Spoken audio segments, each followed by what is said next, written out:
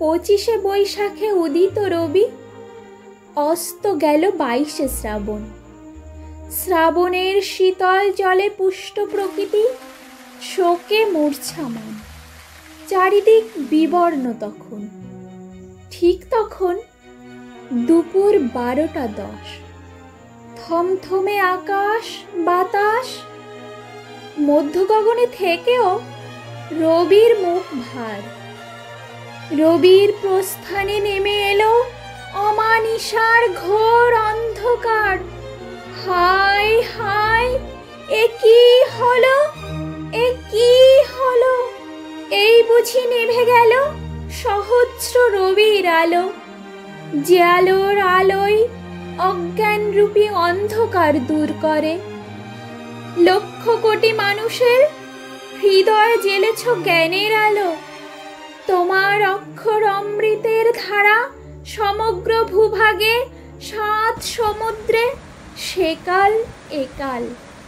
সাহিত্য জগতে রাজাধিরাজ, মহা হিমালয় তুমি।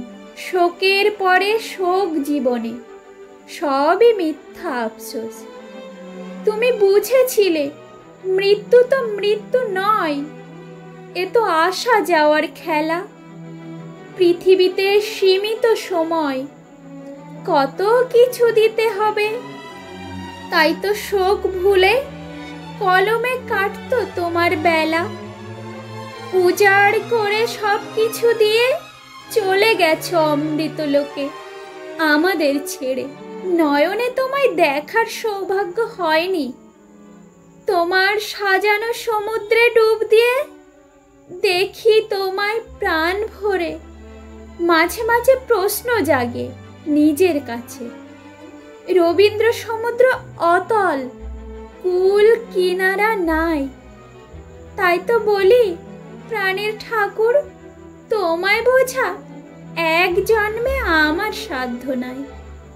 বিশ্ববোধে জাগ্রত মহাপ্রাণ, বিস্ময়কর প্রজ্ঞা। জ্ঞান গঙ্গার প্রবাহ থেমে গেল চিরতরে।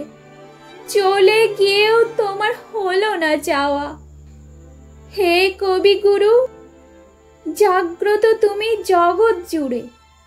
দুঃখের দিনে কিংবা বিচলিত ক্ষণে গীতাঞ্জলি গীতবিতানের পাতা ছুঁয়ে জুড়াই মন প্রাণ।